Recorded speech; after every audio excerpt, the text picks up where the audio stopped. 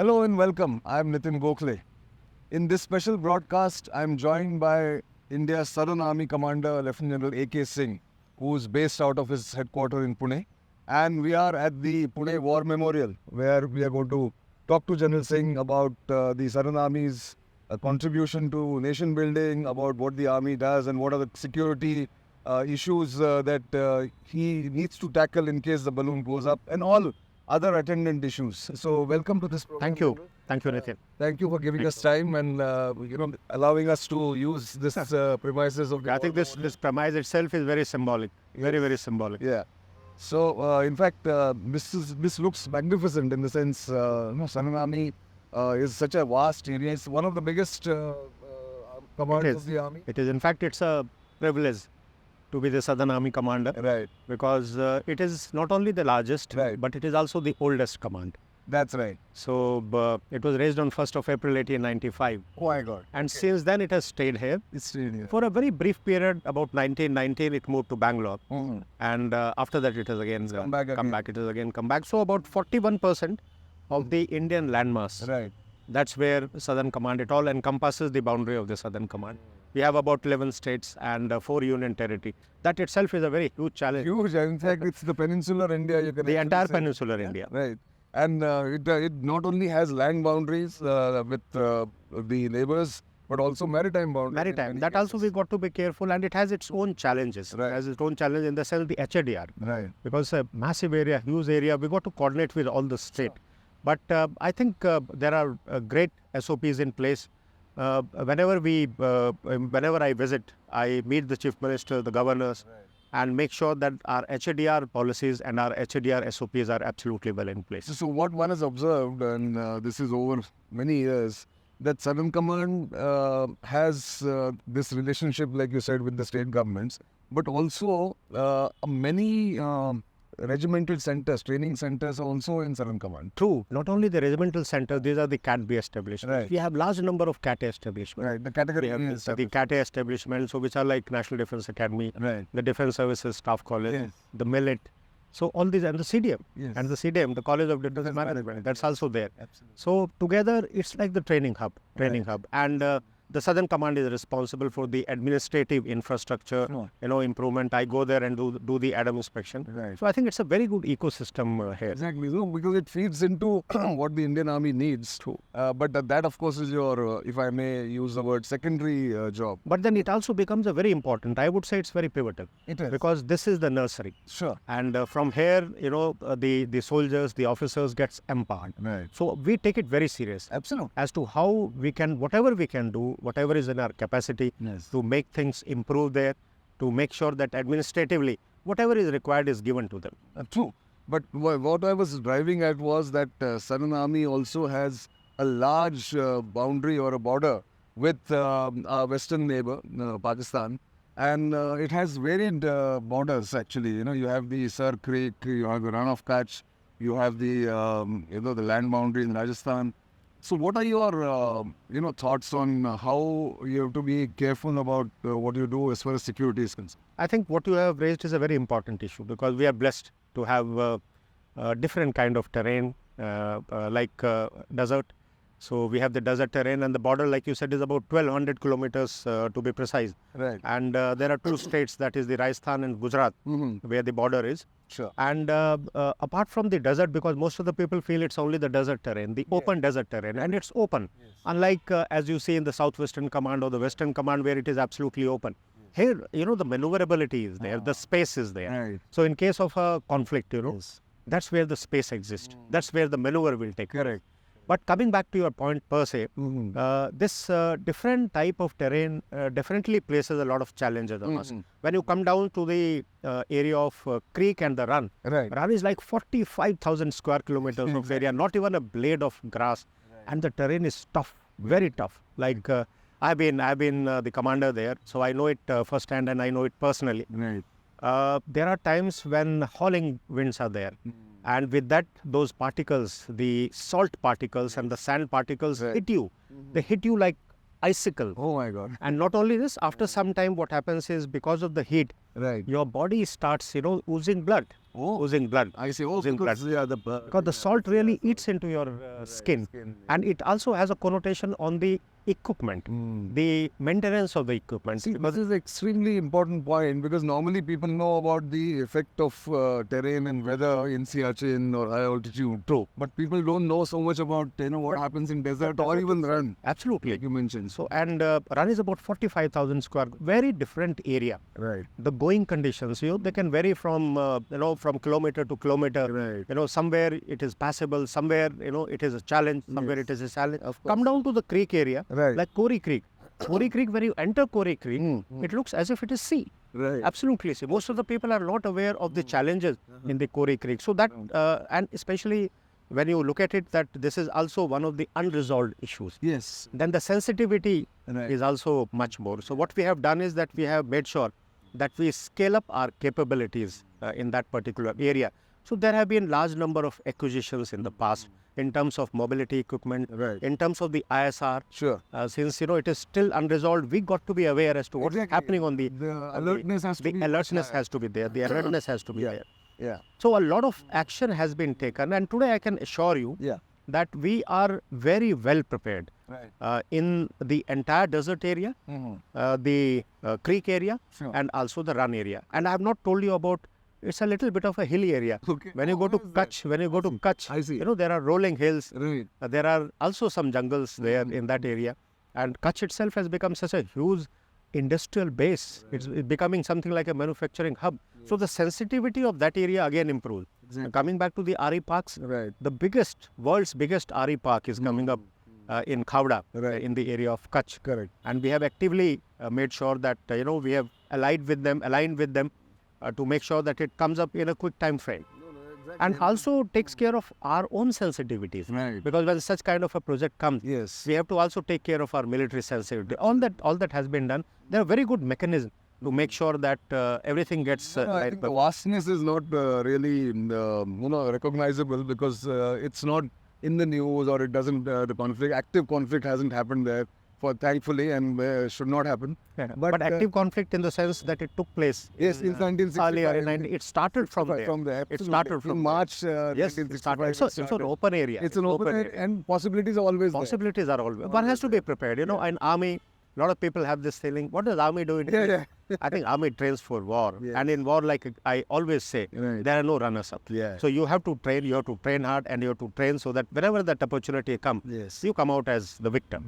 Absolutely. No, I agree. So, talking about ISR and the improved, alertness, technology is now the, available technology is enable you to do all that. So, how is the Southern Army in keeping with the overall image or overall planning, doing the technology absorption as far as ISR issues are concerned? I think that's a very important point you have raised, because if you see what's happening in Russia, Ukraine, Yes. what happened in Israel, Hamas, Right. I think both the technology and the HR both are extremely important.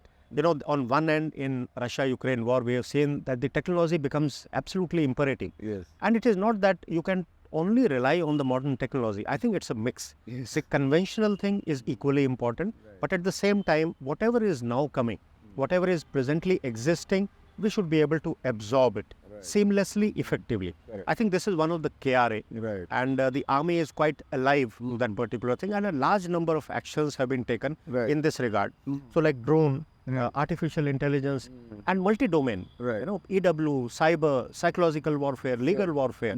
So I think it's just increasing. The complexity is increasing. Exactly. Complexity is increasing. And in keeping with that, I think your training also is changing in that sense. Your threshold of technology absorption of your soldiers and officers. So I think, again, you raised a very important point.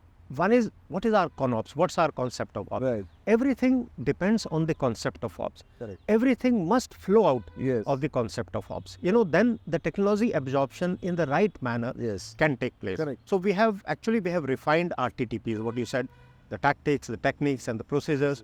And in accordance with the TTP, and also as and when you induct a new equipment, that also brings in a whole lot of changes. I agree. So then your TTPs have to be aligned Right. to that new equipment. So it's like It's like, to and fro. It's like to and fro. To and fro. You have to harmonize both. Correct. And, again, flowing from there, the new reform that has come into the Indian military as a whole, the eventual aim is about theaterization, but right now I was speaking to the Chief of Defence Staff, and he was talking about 8 or 9 verticals about jointness, integration, and how that base will lead to the edifice being erected in the future.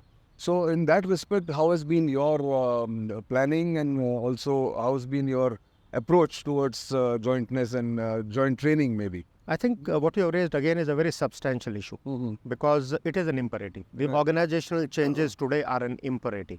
I think all 3 services have to be absolutely well integrated. Right. Coming on to the jointness and integration, jointness is mindset. Right. In mind, the mindset has to be joint. So I think that has happened largely. And integration is a matter of, putting in the details, Sure. The organizational integration, the SOP integration and other. And I feel that Southern Command is nicely placed, beautifully placed. Yes. Because since it is 41% of Indian landmass, Right. so the 3 naval commands Are all in your are there with us. Are there with us. The not only them, the Air Force, the Southwestern Air Command, then the Southern Command, they are again within our this area, and also the training command, their training command. Apart from that, if you see the BSF and the ICG, the Coast Guard, even their frontier headquarters is also located. Correct. And when you combine it with large number of state governments and others, I think it is not only integration between the 3 services. I think when wars are prosecuted, it is not only by the armed force. I think the nations prosecute war. So everybody has to be integrated. Correct. So I think the Southern Command is very well placed to make sure that we are integrated. We have had large number of exercises.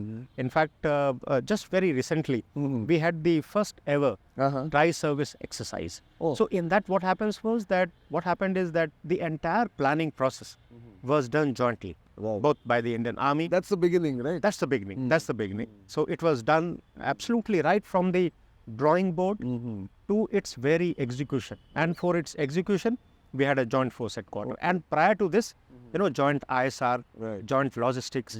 So each has its own capabilities. How do you integrate these capabilities seamlessly? Exactly. So in my assessment, 1 and 1 doesn't make 2.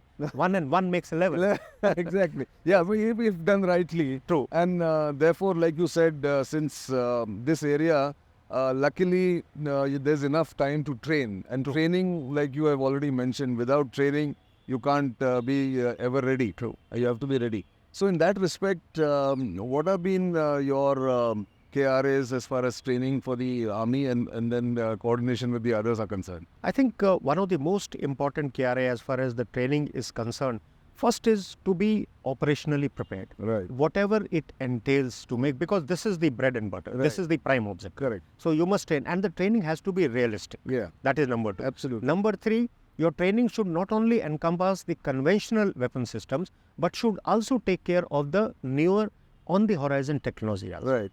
So you have to have that kind of a spectrum with it. Unfortunately, in Southern Command, because all the constituents are there. Right. The BSF is there, the Coast Guard is there, the Navy is there, as well as the Air Force is there. Right. It's very easy to integrate, to come together and to train to and understand each other's peculiarities.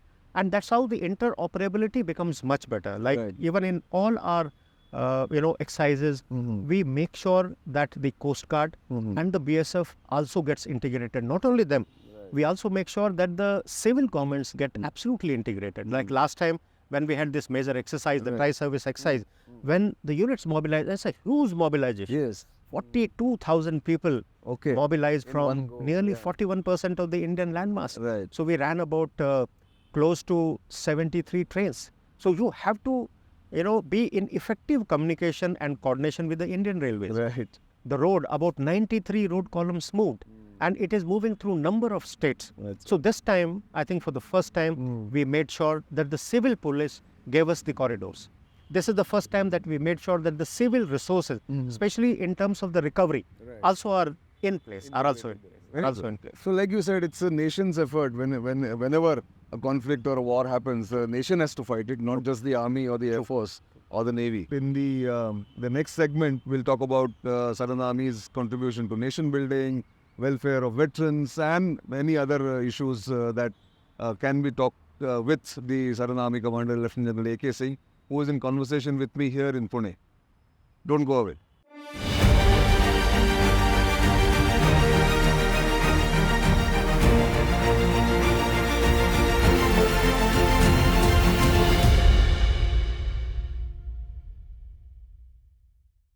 So welcome back to this conversation. I am in with Lieutenant General AK Singh, Southern Army Commander in Pune.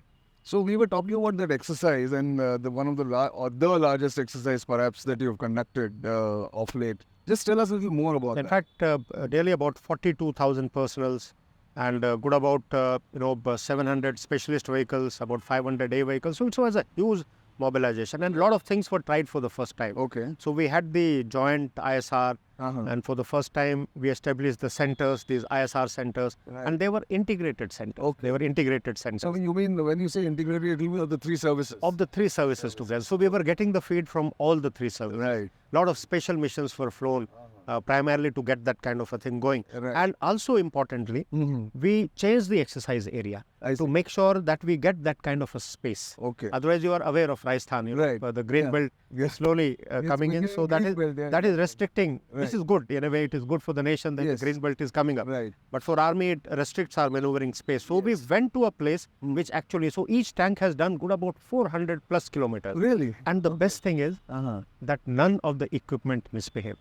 So I think this is a very important point. There are two lessons here. One is that India's got vast space which can be utilized. True. And two, maintenance of your equipment. As I think it was done very well. All the echelons, the commanders, I think they worked hard towards it. Right. So the equipment that was fielded, we had very few breakdowns, and whatever were the breakdowns, that were taken care of by the maintenance echelons. No, obviously, that will happen. As a commander, it gives me a lot of confidence. Right. Because we have a mix of the old equipment and the vintage equipment and the new equipment. So as an army commander, it gives me a lot of assurance and a lot of confidence. That the equipment is in good shape. Is absolutely in good shape. It's ready for war. Oh, excellent. Yeah, but that's the key point, right? Yeah. That you maintain not only your training and operational preparedness, but also the equipment. In fact, this part I would like to even elaborate a little further. Sure. It's a challenge. Okay. Like the Chetaks, the Cheetahs, the old equipment, and especially in absence of the spares. Yes. And I think that's where I would also say that the private industry has also come forward. So a lot of spares, they have been able to make, they have been able to fabricate, and there is a very good interaction that is taking place with the private industry. So I think leveraging the capacity of the private industry. And I think again, Southern Command's area of operations or area of responsibility encompasses all the technology hubs. In fact, you said it right. It is Pune. It is a heavy industry hub. Chennai is a very heavy. Bangalore is IT.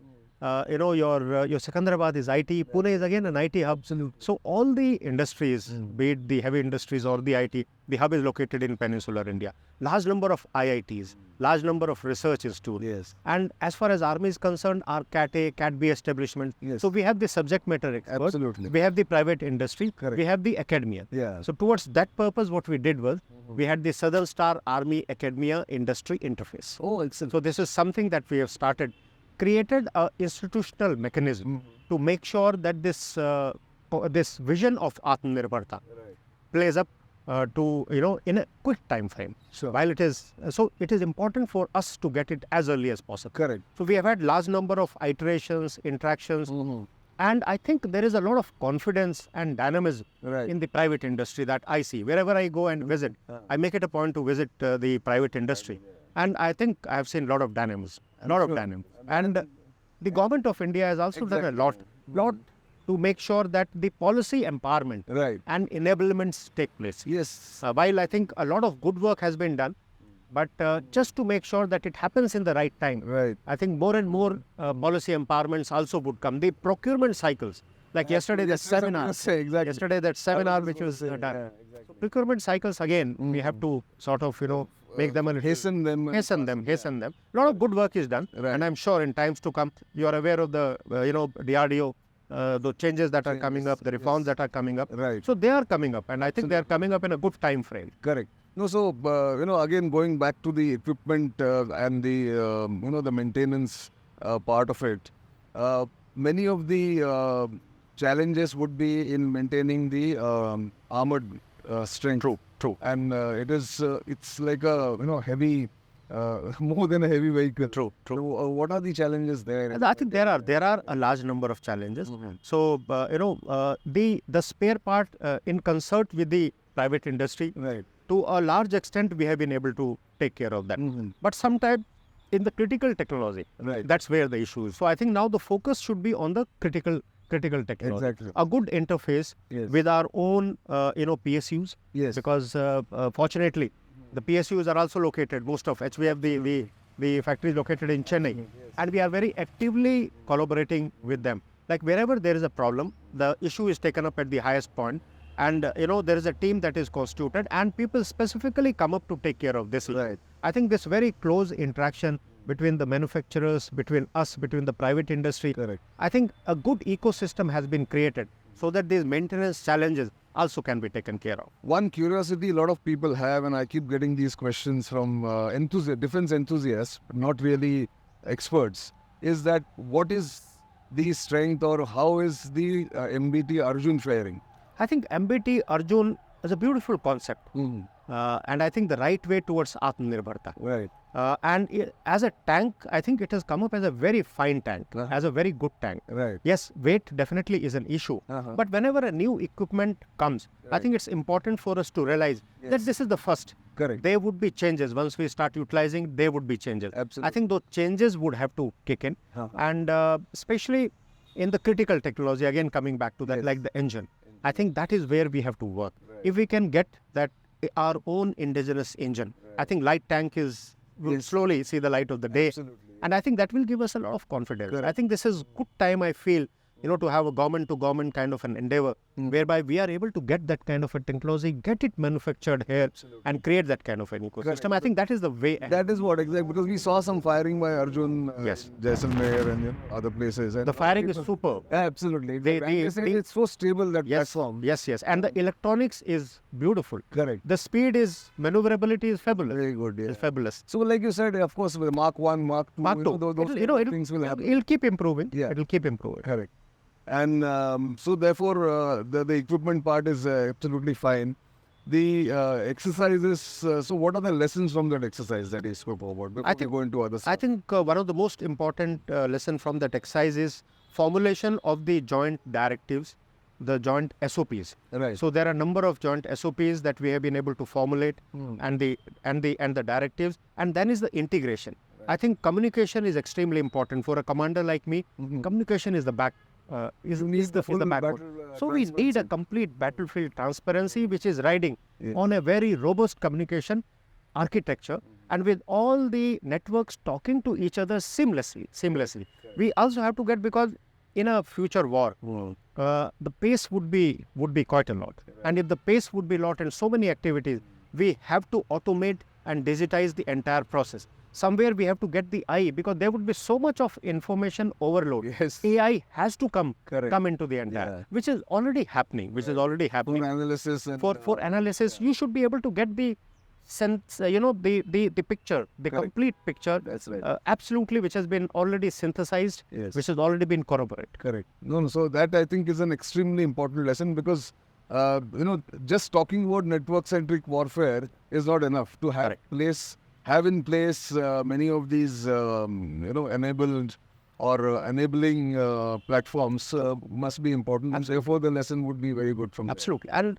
also we get to know the best practices of each services. What is it that what technology they are using. Correct. Other thing is op logistics. Right. I see there is a lot of commonality Yes. as far as the op logistics is Correct. concerned. For example, we are flying the same machines. Yes. They're also flying the same machines. I think the entire maintenance could also be together. Together. The training could be together. The training could be together. Right.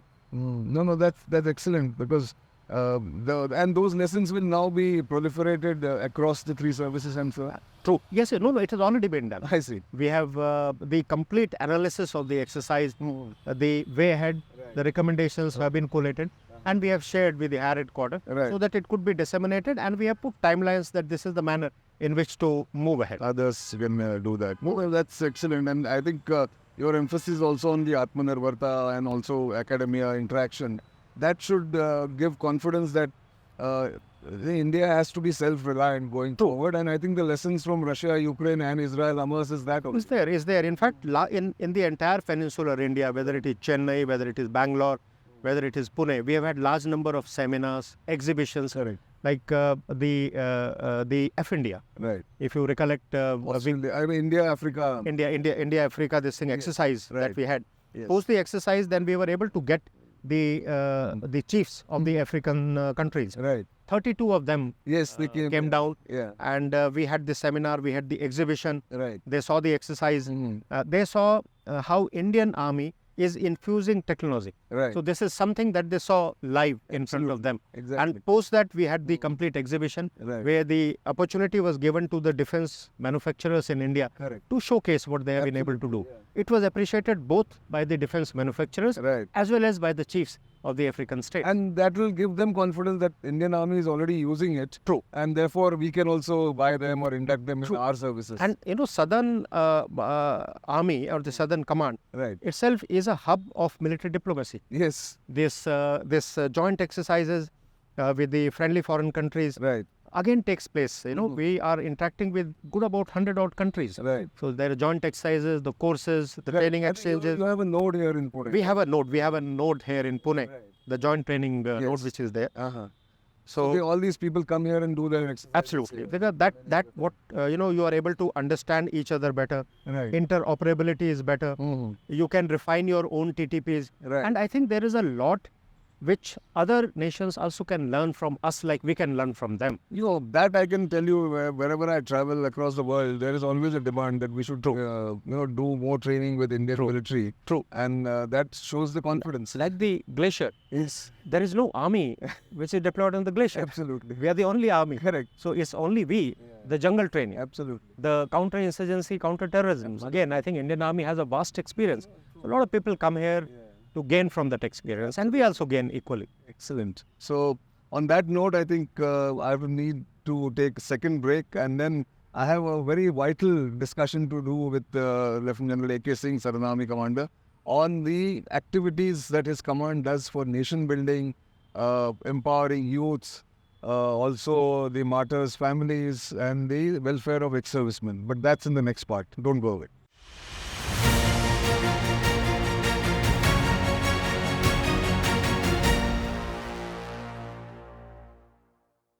Welcome back to the next segment of my conversation with General AK Singh, the Southern Army Commander. We are in Pune at the War Memorial, and of course we've been discussing various facets of what the Southern Army does and what have been his key result areas since he's taken over here. So let's talk about the aspect of ex-servicemen welfare, because I'm sure with 41% area, like you mentioned, of the country, many ex-servicemen are settled in this area of your responsibility. True. And what is the challenge, and what are the things that you've done? We have a large number of ex-servicemen fraternity, that is about 7 lakhs.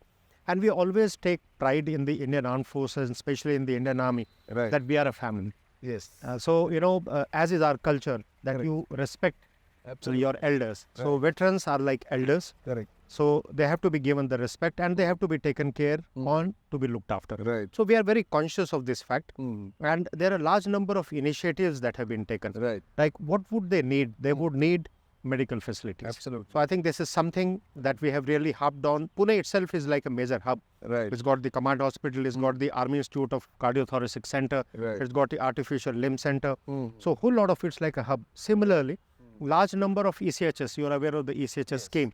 And now especially for the elder veterans, there is no problem. They can seamlessly get into any hospital. They would be treated. Spurs, you are aware That pension. that pension this thing. So now I think it is more or less stabilized. Okay. We have reached out to the ex-servicemen. We have created veterans node. We have created Spurs kiosk so that people are facilitated. And not only that, I think what we are doing is we are training our own, all ranks, so that on leave when they go back, they are able to educate the veterans. Because it's not a difficult thing to get onto that. Sure. It's again a little mindset. Right. So I think we have to just, once we hold their hand, do a little bit of a hand holding, reach out to them. Large number of ex-servicemen rallies have been done. Right. So that is how we are taking care of the. But also, Veer Naris constitute. Veer Naris are important because they need much more hand-holding, much more. They have a long life. They have a long life, and there are a lot of challenges that they face. Right. So we are also in the process of setting up Veer Nari hostels. So one of them, especially in Secunderabad, with the help of the cantonment board. Right. So there was a women's hostel coming up. So we have earmarked certain place that in case any Veer Nari wants to come. Yes. But in the ex-servicemen rallies, and also since most of the regimental centers are located, so we have reached out to the regimental centers that they must get in touch with their Veer Naris. It has to be a personal touch. Sure. They must get a list. They must know where they are. They must know what is their problem, and how is it that there are a large number of schemes that are there. But it is those schemes should be able to be utilized by them. They should reach so that them. last mile connectivity. Exactly. That is what we have to take care. For that, I think there is no other. You have to reach out to them. You have to fill the forms even to this thing. You have to suggest. You have to recommend. Right. I think that kind of a very intimate hand-holding is essential. That's what we are doing here in Southern Command. No, it's excellently done on that aspect, I suppose. But nation building is one of the key areas I saw in that film that we saw yesterday, and I'm going to talk about that conference you did on ancient Indian thoughts and their applicability in the modern warfare.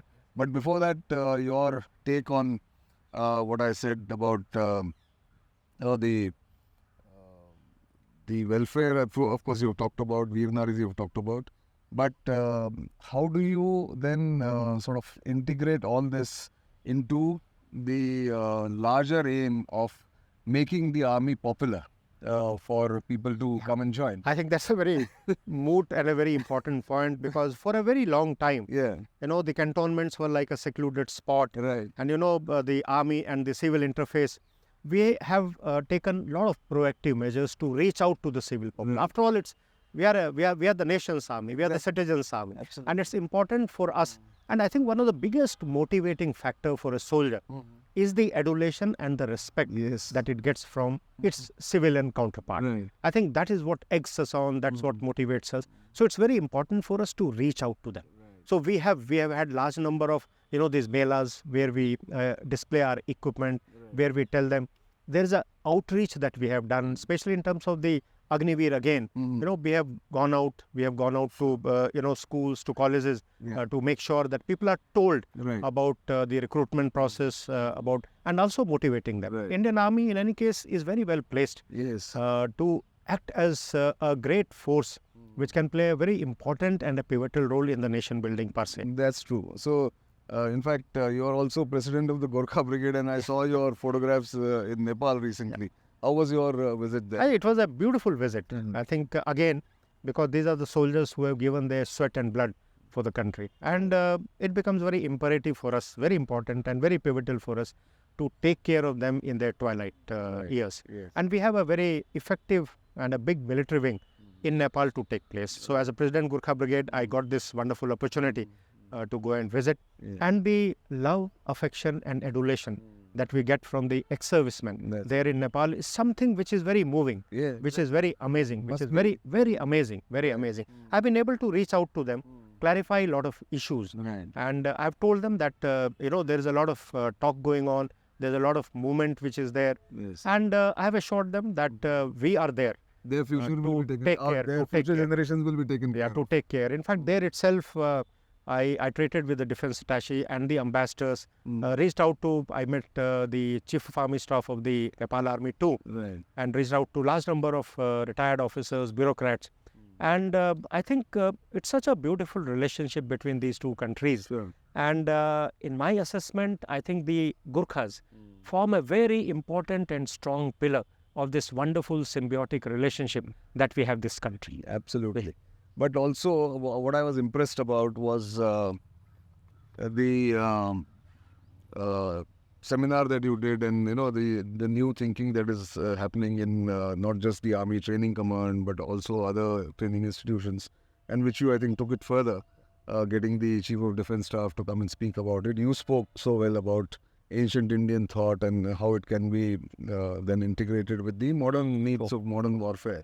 So tell us a little more about that. I think our idea here in the Southern Command was, while there are a lot of such seminars which take place in Delhi and the other places, Right. but I think we should move. So Pune, I thought, because since this is also known as the Oxford of the East, it's a knowledge capital, it's a reading capital. Absolutely. So I said so we have been able to do large number of seminars here. So this was a very important seminar, because I feel that being the oldest civilization, it is very important for us to, to connect with our civilizational culture, with the vast literature that we have.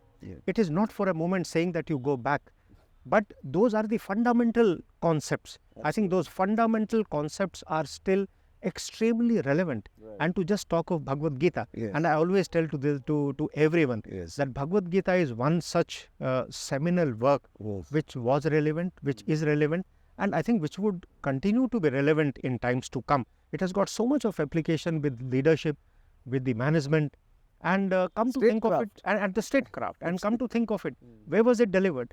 On a battlefield. To whom was it delivered? To a commander-in-chief. And through that, and who lost faith in the cause. And through which Lord Krishna himself reinstituted that faith in the cause. I think it's a beautiful example. So it's very imperative for us. And we have we are not a civilization of just one book. We are a civilization of a huge library, and we are the inheritors of that particular legacy. So it's incumbent and important on part of us to connect, to understand, assimilate, and carry forward. True. And no other army in the world will have this heritage, actually. True. Nobody. Right from your Vedas, Samved, Yajurved, Rigved, there's so much, The Vedas, people think, are only just about Karmakand. No, sorry. The Vedas talk about science. The Vedas talk about statecraft. The Vedas talk about agriculture. Agriculture, And the well-being of the citizen. And the well-being of the citizen. And the well-being. They give you the guidance. The guidance to the king, and how to rule, how to govern, how to act, and how to take care of people. So it's commendable that, at least those things are coming back, or at least are being brought into the Indian strategic thought. True. And it's not just in the military. I can tell you from my own personal experience that even in the diplomacy, even in the other segments of statecraft, this is being now seen as something that we must revive, and we must do that. Arthashastra, Kautilya's work is seminal. Right. Panchtantra. Absolutely. Thiruvarukul, in Tamil. So I'm glad that people have no longer predominantly quoting Sun Tzu and Clausewitz. I think we are correcting to our own, Absolutely. people who have been great statesmen, who have been leaders par excellence, and who have been a guiding beacon. Great. So before I end, any thoughts, any message that you want to give to your troops here and the future people who will come into the... I think before that, I also want to delve a little on our contribution in the nation building. Please do. Because there is a large number of initiatives. Like if we are located in 41% of Indian landmass. Well, in fact, I missed that when we were talking about nation building, but yes. So we are rightly placed to make a positive difference. Sure. Obviously, it is not at the cost of our own this thing, but we can act like a catalyst. Absolutely. Because of our sheer presence. Sure. We are there on the borders. So the border infrastructure improvement becomes extremely important. So towards that, what we have done is that we have identified villages, and in some way we have sort of adopted them, and we are making sure, in concert with the state and with the district administration, that the schemes are rolled out in a very seamless, effective, and a very responsive in fact, yes, I saw that in that film where you have adopted schools, you've got water bodies. True. So as part of the Vidyanjali scheme, so whatever are the schools in the border areas, that we have aligned them with our own APS. So the faculty can go there, the students can go there, the infrastructure improves. Aim is that over a period of time, we should be able to make sure that the standard becomes nearly the same. Standard become nearly the same. So that is one. Then both Gujarat and Rajasthan, there is a little bit of a water shortage.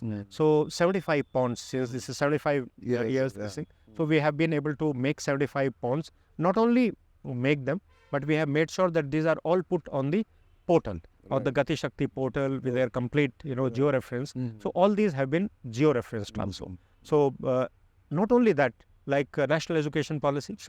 We are the first command to absolutely assimilate, absorb the education policy. I see. And the Indian knowledge system, the IKS, So this is again we are focusing, because I think children are impressionable. That is the time and that is the age to start. If they are able to connect to their roots, I think it becomes very easy for them as they grow in stature. So as I can see it, it's actually not just improving their livelihood, their lifestyle, their living, but also giving them a pride in Indian civilization. Absolutely. And also the women empowerment. That's right. Women empowerment, so you're all aware of the initiatives that the Indian Armed Forces have taken. Here also in Southern Command, because most of the institutions are there. We saw the first batch in the National Defence Academy. Right. The OT has always been training. The girl cadets have come to the Sainik schools. Right. So I think the entire ecosystem is changing. And we have been able to absorb and assimilate them well. The women officers are today in command assignments. So this is again a big step. No, absolutely. So Indian military leadership has actually now started adopting and adapting both to what is required for modern warfare, as well as making sure that the nation sees this as one very crucial part of its development as far as existence.